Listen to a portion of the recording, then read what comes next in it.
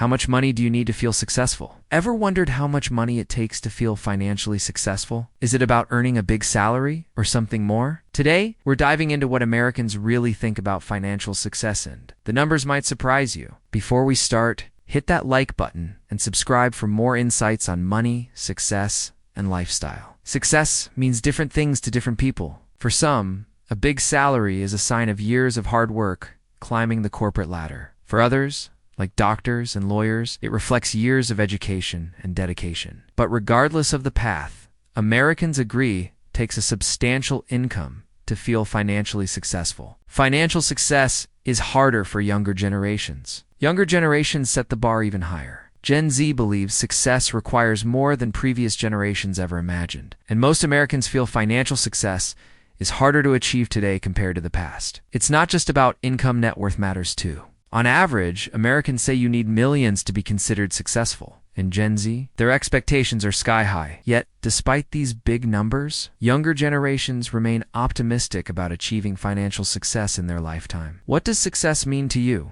So what does financial success mean to you? Is it a certain salary, a dream home, or simply peace of mind? Drop your thoughts in the comments below. And don't forget to like, subscribe, and hit the bell icon for more content like this.